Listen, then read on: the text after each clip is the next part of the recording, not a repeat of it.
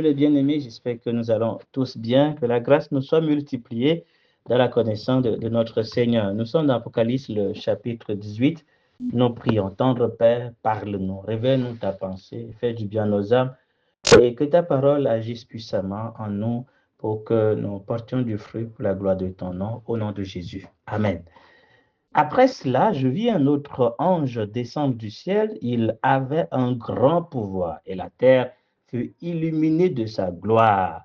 Il cria d'une voix forte, elle est tombée, Babylone la grande. Elle est devenue une habitation de démons, un repère de tout esprit impur, un repère pour tout oiseau impur et détestable. En effet, toutes les nations ont bu du vin de la fureur de sa prostitution. Les rois de la terre se sont livrés avec elle à l'immoralité et les marchands de la terre se sont enrichis grâce à la démesure de son luxe. Puis, j'entendis une autre voix venant du ciel disant, ou qui disait, sortez du milieu d'elle, mon peuple, afin de ne pas vous associer à ses péchés, de ne pas être victime de ses fléaux. En effet, ses péchés se sont accumulés jusqu'au ciel et Dieu s'est souvenu de ses crimes. Payez-la comme elle a payé et donnez-lui le double salaire ou le double salaire de ses actes. Dans la coupe où elle a versé, versez-lui le double. Donnez-lui autant de tourments et de deuil qu'elle a fait la fière et s'est plongée dans le luxe parce qu'elle dit dans son cœur, je suis en reine, je ne suis pas veuve, jamais je ne verrai le deuil. À cause de cela, en un seul jour, les fléaux qui lui sont réservés s'abattront sur elle, la mort, le deuil, la famine. Elle sera réduite en cendres. En effet, il est puissant, le Seigneur Dieu qui l'a jugé. Tous les rois de la terre qui se sont livrés avec elle à la prostitution et au luxe pleureront et se lamenteront à cause d'elle quand ils verront la fumée de la ville incendiée. Ils se tiendront à distance par crainte de son tourment et ils diront malheur, malheur, la grande ville, Babylone, la ville puissante. En une seule heure, ton jugement est venu. Les marchands de la terre pleurent aussi et sont dans le deuil à cause d'elle parce que plus personne n'achète leur cargaison. Cargaison d'or, d'argent, de pierres précieuses, de perles, de fin lin, de pourpre, de soie, d'écarlate, de toutes sortes de bois de senteur, de toutes sortes d'objets en ivoire, en bois très précieux, en bronze, en fer, en marbre, de cannelle, d'aromates, de parfums, de myrrhe, d'encens, de vin d'huile, de farine, fine farine, de blé, de bœuf, de brebis, de chevaux, de chars, de corps et d'âmes humaines. Les fruits que tu désirais profondément sont partis loin de toi. Toutes ces richesses et ces splendeurs sont perdues pour toi et tu ne les retrouveras plus. Les marchands de ces produits qui se sont enrichis en commerçant avec elle se tiendront à distance et par crainte de son tourment, ils pleureront et seront dans le deuil. Ils diront plutôt, malheur, malheur, la grande ville qui était habillée de fin lin, de pourpre, d'écarlate, et parée d'or, de pierres précieuses et de perles. En une seule heure, tant de richesses ont été détruites. Tous les capitaines, tous ceux qui naviguent, les marins et tous ceux qui vivent de la mer se tenaient à distance. Et il s'écria en voyant la fumée de l'incendie, quelle ville pouvait se comparer à la grande ville? Et il se jetait de la poussière, il se jetait de la poussière sur la terre, il criait dans les pleurs et les deuils, malheur, malheur, la grande ville dont la prostituée dont la prospérité a enrichi tous ceux qui possèdent des bateaux sur la mer en une seule heure, elle a été dévastée. Ciel, réjouis-toi à cause d'elle, et vous, les saints, les apôtres, les prophètes, réjouissez-vous aussi, car Dieu vous a fait justice en la jugeant. Alors un ange puissant prit une pierre qui ressemblait à à une grande meule et il la jeta dans la mer en disant, c'est avec la même violence que Babylone, la grande ville, sera jetée à bas et on ne la retrouvera plus. On n'entendra plus chez toi les sons de joueurs de harpe, de musiciens, de joueurs de flûte et de trompette. On ne trouvera chez toi plus aucun artisan d'un quelconque métier et l'on n'y entendra plus le bruit de la meule. La lumière de la lampe ne brillera plus chez toi et l'on n'y entendra plus la voix des jeunes mariés. Cela n'arrivera plus que parce que tes marchands étaient la grande de la terre et que toutes les nations ont été égarées par ta sorcellerie, parce que l'on a trouvé chez toi le sang des prophètes, des saints et de tous ceux qui ont été mis à mort sur la terre. Gloire au Seigneur. Babylone la Grande, qui symbolise cette profession religieuse, en particulier le christianisme apostate. Donc, nous savons que cette prophétie voilà, donc de l'apostasie de l'Église a été faite même au temps des apôtres, qu'il y aura bien évidemment, voilà, comme il a dit dans la lettre à Timothée, une grande maison. L'Église est devenue une grande maison. Et évidemment, il y a tout et rien.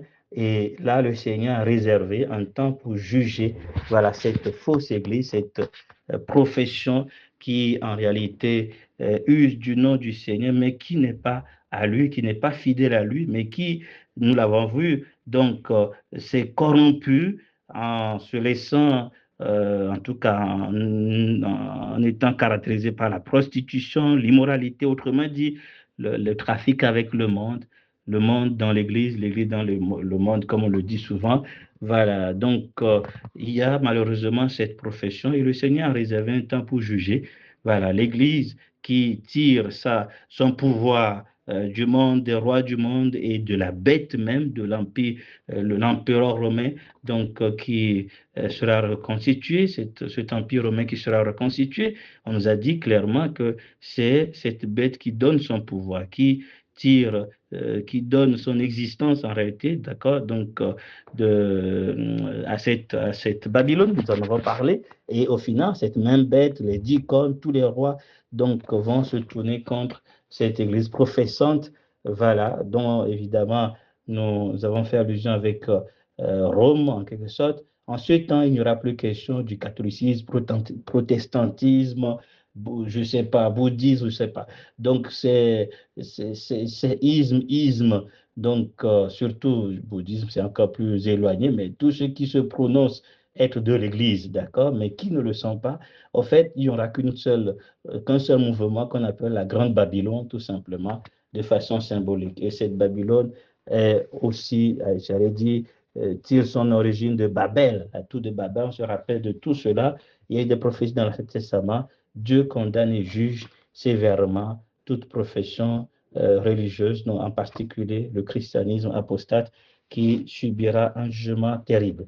Dans le passage que nous lisons, il s'agit du jugement adressé à cette Babylone, mais en insistant surtout, non pas tant le fait qu'il a été corrompu, mais du fait de son pouvoir de corrompre aussi. Voilà, donc pas son luxe et sa richesse. Voilà, on évoque ici beaucoup de choses concernant cette richesse, cette abondance, voilà, dont cette église professante, au fait, a corrompu la masse, a corrompu le monde, a corrompu les rois, tout cela. Voilà. Et donc, nous avons évoqué, nous répétons encore l'exhortation essentielle du verset 4 qui nous est destiné, en tout cas, qui est destiné au peuple de Dieu, le peuple qui est censé lui appartenir. Il est clairement dit, sortez du milieu d'elle. Dans 2 Timothée, le chapitre 2, l'exhortation portait, voilà, comme je parlais tout à l'heure, en parlant de la grande maison évoquée dans le chapitre 2, le verset 20, dans une grande maison, il y a pas seulement des ustensiles d'or, d'argent, mais aussi en bois et en terre.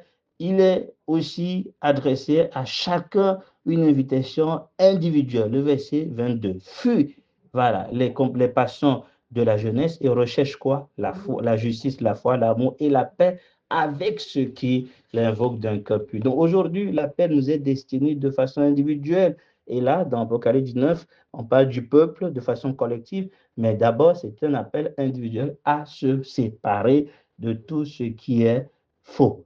Voilà, qui est fausse confession, fausse doctrine, qui, au fait, est iniquité parce que contraire à la pensée de Dieu. Nous devons nous séparer, non pas pour rester seuls, mais pour invoquer le Seigneur avec ceux qui l'invoquent d'un cœur pur. Donc, la question principale qui est posée, c'est de savoir si nous sommes réellement d'un cœur, un cœur honnêtement séparé du monde, un cœur honnêtement séparé de la profession, d'accord, c'est-à-dire du christianisme de forme, donc qui manifeste une certaine piété, mais qui en réalité s'est détourné de ce qui fait la force même de l'Église. Parce que la force de l'Église, c'est la vérité. L'Église est la colonne et le soutien de la vérité.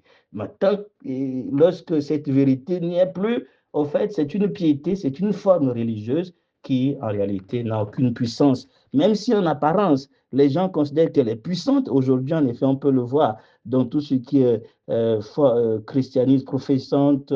Lorsqu'on parle de l'Église, on fait allusion à l'Église catholique. Voilà, bon, il faut être certain, je l'ai précisé, je pense, il n'y aura pas question de catholicisme, de protestantisme, ce sera un seul groupe, finalement, la Grande Babylone, parce qu'ils sont caractérisés par le même principe, ils se sont éloignés de la vérité, restés fidèles à la doctrine du Seigneur, et ils ont, en fait, mélangé tout simplement ce qui est de Dieu avec ce qui est du monde, afin de satisfaire le monde et de traiter avec le monde. Et donc aujourd'hui, en apparence, évidemment, c'est cette Église professante, voilà, qui semble être puissante. Donc comme ça a été évoqué dans le verset 10, donc malheur à malheur, la grande ville, la ville puissante. Voilà. Mais le problème, c'est que selon Dieu, cette église, en fait, professante, elle ressemble, pas elle ressemble, c'est une, en fait, euh, continuité de la dernière église qui est évoquée dans l'Apocalypse, le chapitre 3, l'église de Laodicée. Et qu'est-ce qui caractérise cette église de Laodicée? C'est le fait que elle est devenue indifférente de Jésus et l'a carrément mis dehors. Voilà. On dit qu'on est de lui, mais on n'a pas besoin de lui. D'ailleurs, c'est ce que l'Église Laodicée dit, je suis riche, je me suis enrichi, je n'ai besoin de rien. Voilà. Et donc, évidemment, pas même du Seigneur. Voilà. Et donc, le Seigneur lui dit, écoute, mais en réalité, toi, tu es malheureux et misérable. Donc, pourquoi? Parce que tu es non seulement pauvre, tu te crois riche, mais tu es pauvre, mais tu es aussi aveugle et nu. Donc, lorsqu'on est pauvre, autrement dit, on n'a pas la justice de Dieu, c'est la véritable richesse, hein, puisqu'il dit, il lui conseille d'acheter de lui pour être de la véritable, avoir la véritable richesse. Et cette richesse, c'est la justice de Dieu qui nous est donnée au travers de l'œuvre que Christ a accomplie. Donc, si on ne l'a pas, si on n'est pas justifié, si on ne manifeste pas le fruit de justice, hein, d'accord, donc qui est le vêtement de Christ qui nous couvre pour qu'on ne soit pas nus, et si évidemment on perd de vue ce qui est vraiment notre Dieu, on est donc aveugle, aucune source, en fait, aucune chose ne peut nous réjouir. On est malheureux, on est misérable, d'accord, parce que on n'est pas juste devant Dieu, on n'a pas le fruit de la justice qui est manifesté, et également on ne connaît pas vraiment notre Dieu. Voilà, même si en apparence, nous montrons tout simplement autre chose, nous sommes malheureux et misérables. Et donc, cette église de Laodicée qui a été vomi, le Seigneur dit, je vais te vomir. Voilà, cette église en réalité vomi, c'est elle qui va être jugée en réalité dans ce passage, c'est le passage que nous évoquons ici, parce que une fois vomi par le Seigneur, une seule chose, le reste, c'est d'être jugé. Et donc, nous l'avons évoqué, si je prends l'exemple de l'Odyssée, si je reviens ici, elle dit qu'elle est riche. Et donc, c'est tout ce qui est évoqué ici, c'est tellement de richesse. Le verset 3 dit, vers la fin, les marchands de la terre se sont enrichis grâce à la démesure de son luxe.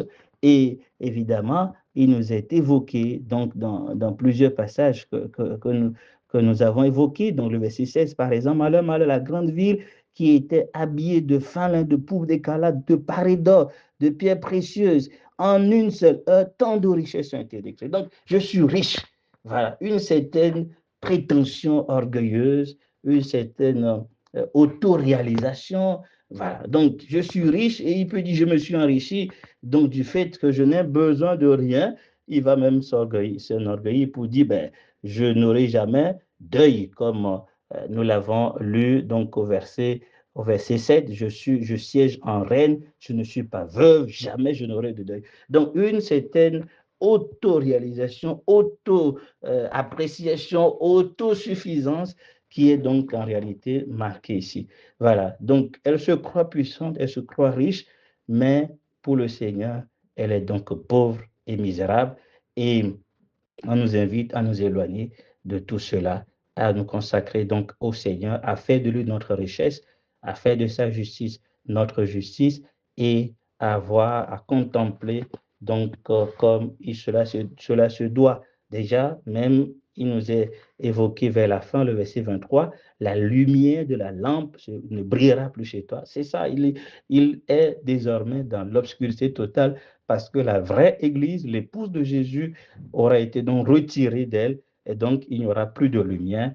Voilà, donc qui sera son partage. Et donc c'est ça, lorsque on veut, j'allais dire, on ne se met pas clairement pour le Seigneur, on a un pied dedans, un pied dehors, on est tiède, non seulement on est vomi par le Seigneur, mais évidemment, conséquence, le jugement nous attend, voilà, et nous serons donc jugés de façon particulière. Maintenant, une chose aussi que nous notons, en plus de cette exhortation à sortir, à nous séparer, il y a une autre chose qui caractérise cette fausse église. Hein. Quand on voit la lecture des choses qui sont importantes à ses yeux, à partir du verset 11, les marchands de la terre pleurent aussi et sont dans le deuil à cause d'elle parce que plus personne n'achète leur cargaison. Cargaison de quoi? D'or, d'argent, de pierres précieuses, de perles. Tout ça dans une certaine priorité, j'allais dire, d'importance. Et la dernière chose qui est évoquée, c'est les âmes d'hommes, les âmes humaines. Voilà. Donc, il est tellement riche de beaucoup de choses, et s'il faut les classer, pour lui, ce qui a peu de valeur, au final, c'est les âmes humaines. Alors que pour la vraie Église, la chose la plus importante, et pour le Seigneur, la chose la plus essentielle à ses yeux, c'est quoi? C'est donc les âmes, c'est le salut des âmes. Et c'est la chose qui est plus essentielle, qui est plus importante pour le Seigneur. Voilà. Et donc, ça doit être le cas pour nos cœurs. Nous devons toujours accorder de l'importance aux âmes humaines. Et voilà. Et d'ailleurs, si une âme est sauvée, le ciel est dans la joie. Alors qu'ici, pour l'Église professante, tout sauf ça, quoi. Voilà. Donc, on accorde l'importance à la prospérité, à l'abondance, tout ça. Et bon, on pensera à la dernière place, donc, aux âmes humaines, alors que c'est pour les âmes que Christ est mort. Et autre chose, que je voulais soulever aussi dans ce jugement, on l'évoque, hein, donc une église riche, abondante et qui euh, corrompt euh, le monde, qui corrompt les rois et qui au final, en réalité, souffre, est jugé et tous ceux qui profitaient d'elle sont tous à distance. Voilà, ils voient tous à distance, hein, donc tout ce qui est évoqué, le verset 9, ils se tiendront, verset 10 plutôt, les rois de la terre, ça se tiendront à distance. Ils auront peur du jugement qui s'abattront.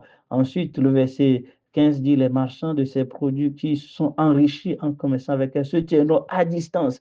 Toutes les capitaines, verset 17, tous ceux qui naviguent, tous ceux qui vivent de la mer se tiennent à distance. Et voilà, donc ils se mettent, le verset voilà, c'est ça. Ils se mettent tous à distance et regardent de loin le jugement qui s'abat sur cette Babylone. Donc, c'est toujours comme ça. Si nous ne nous mettons pas à part pour le Seigneur et que nous corrompons en commerçant, en nous ouvrant sous le monde, au final, le monde se moquera du jugement qui s'abattra sur nous. Ils verront à distance, c'est-à-dire ceux pour qui j'allais dire, refusent de se mettre à part pour le Seigneur, au fait, ne viendront pas à ton secours quand tu seras châtié. Tu seras seul. Ils verront tout à distance. Et donc, autant dès à présent, s'assurer que ta relation avec le Seigneur est au top. Et donc, au bon niveau, tu lui appartiens, tu te mets à part pour lui. C'est très important. Voilà, il ne faut pas faire des choses dans le but de plaire aux gens. Au final, tu répondras seul devant le Seigneur. Personne ne viendra à ton secours. Autre chose et dernière chose que je peux évoquer, c'est le fait que ces jugements sont considérés comme, au fait, la justice que Dieu a rendue pour les apôtres, les prophètes, qui, évidemment, comme c'est mentionné au dernier verset, donc ont souffert de la part de cette Église professante. Mais ce qui est étonnant, c'est que on nous dit que on a trouvé chez cette Babylone-là, la grande, le sang des prophètes, des saints et de tous ceux qui ont été mis sur la terre. Bon, c'est quand même bizarre. Cette grande Babylone n'a pas tué tout le monde depuis le premier sang que Caïn a versé. Voilà. Donc, tous les gens qui ont versé la terre ont été mis à mort. Au fait, pourquoi Dieu met tout ça sur le compte de cette grande Babylone? C'est comme ça que Dieu fonctionne. Et on l'aura compris en lisant l'Ancien Testament. Donc, quand il y a un père qui fait un mal, Dieu peut supporter avec patience. Voilà, il peut juger, mais ensuite, pour châtier, pour déverser sa colère, ce sera finalement sur les générations qui viennent. Et pourquoi? Parce que ces générations ont vu ce que leurs pères ont effectué, ont fait de mal. Ils ont entendu les réprimandes du Seigneur, ils ont entendu les conséquences qui sont annoncées, mais au lieu d'en tirer des leçons pour s'en repentir, ils continuent et ils font pire.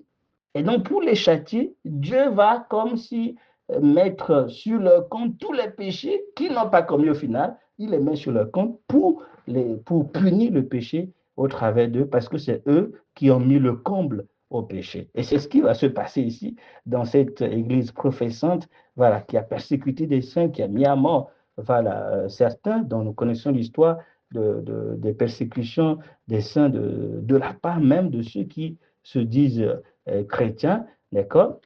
Et donc ici, le jugement de Dieu va tenir compte non seulement de ce que eux ils ont fait directement, mais de tous ceux qui ont été persécutés, de tout le sang qui a été versé. Dieu va au fait frapper cette grande Babylone en tenant compte de tout ça. Voilà, parce que ce sera le comble. Et donc, comme ils n'ont pas compris la voix de Dieu, ils ne sont pas repentis, ils ont continué à persécuter les saints, eh ben, Dieu a supporté pendant des temps le péché, donc la maltraitance de ses saints, mais à la fin, il va en réalité venger donc le sang de ses saints, voilà, en déversant sa colère sur le dernier système religieux qui s'est inscrit dans cette lignée de persécuteurs, de cette lignée de malfaiteurs à l'égard de ceux qui servent réellement le Seigneur. Ceux qui veulent suivre pieusement le Seigneur seront persécutés. Ce n'est pas juste de la part du monde, même de la part de ceux qui ont l'apparence d'être enfants de Dieu. Et des fois, même, c'est à partir de ces personnes que la persécution est encore plus grande dans certains cas. Voilà, parce que ils font semblant d'être enfants de Dieu, mais ils freinent l'œuvre du Seigneur. Et quand quelqu'un veut se mettre à pas sérieusement, ce sont ceux qui se disent enfants de Dieu qui maintenant s'opposent, quoi. Voilà. Et donc, ils les persécutent. Voilà. Donc, l'histoire nous montre en effet que les saints ont souffert de la part de l'Église professante, d'accord, que ce soit le catholicisme ou d'autres professions religieuses qui ont persécuté des véritables chrétiens. Donc voilà ce que je voulais soulever dans ce passage. Le cœur du message est clair, comme Timothée, dans 2 Timothée nous a dit, il faut se retirer pour invoquer le Seigneur avec ceux qui l'invoquent d'un cœur pur. Et donc nous devons nous demander si nous sommes dans cette séparation de cœur avec tout système, toute confession qui se mélange avec le monde. Dieu n'aime pas cela. La conséquence, si on est avec cette profession de forme chrétienne, mais qu'on n'a pas réellement la vie du Seigneur, au fait, ce sera de la confusion. Ceux qui aujourd'hui sont dans le système œcuménisme, voilà, donc on dit il faut conserver l'unité de l'Église, ils sont concernés par ce que nous sommes en train de dire. C'est la Babel qui s'unit pour s'opposer à Dieu, pour vouloir s'élever jusqu'à Dieu, pour se dire qu'ils sont puissants.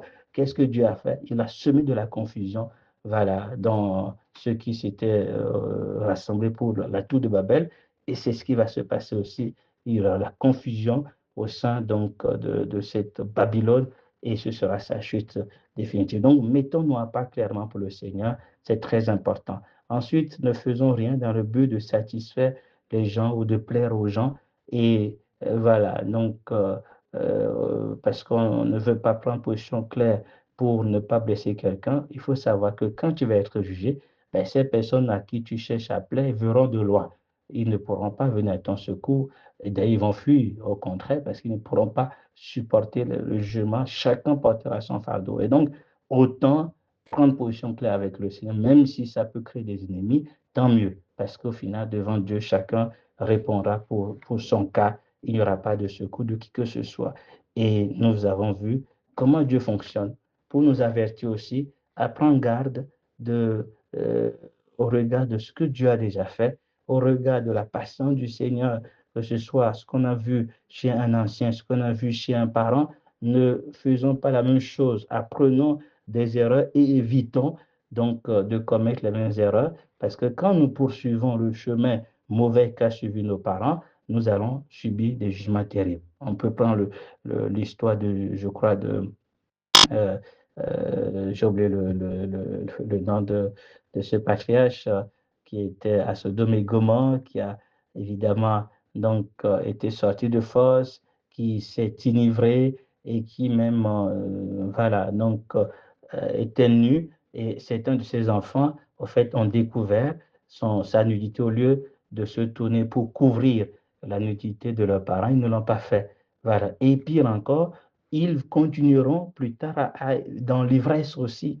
Et donc, non seulement ils n'ont pas couvert la nudité de leur papa, ils ont continué à suivre le même trace. Et donc, le jugement a été terriblement annoncé par le Seigneur. C'était Lot, voilà, donc le portrait de Lot. Donc, c'est pour dire, Dieu patiente, mais à un moment, si on persévère en copiant des mauvais modèles, des mauvaises attitudes, ben, on nous jugera comme si c'est nous qui avions fait tout ce que les autres ont fait. Quoi, voilà. Parce que nous avons commis un double péché. Pourquoi? Parce qu'on a déjà un modèle qui a commis le péché, qui a été châtié, et puis nous, on continue à faire la même chose ou faire pire. Donc, Dieu va dire, mais vous me prenez pour qui? Et donc là, il châtiera sévèrement. C'est pour ça que sa colère à la fin est terrible. Voilà. Donc, au début, ou encore à notre temps, Dieu semble patienter et on se dit, mais pourquoi il ne juge pas? Pourquoi il ne déverse pas sa colère? Voilà, il supporte encore. Mais à la fin, c'est comme si tout ça va s'accumuler et Dieu va frapper dans toute sa sévère, en tout cas, toute sa rigueur et dans toute sa colère, quoi. Voilà. Et donc, que Dieu soit loué pour ces paroles qui sont laissées à notre disposition pour nous donner de voir la fin de tout mouvement, de toute confession, de tout mélange, voilà, de toute association avec le monde, amitié avec le monde qui finira toujours mal. Voilà, que Dieu soit loué au nom de Jésus. Amen.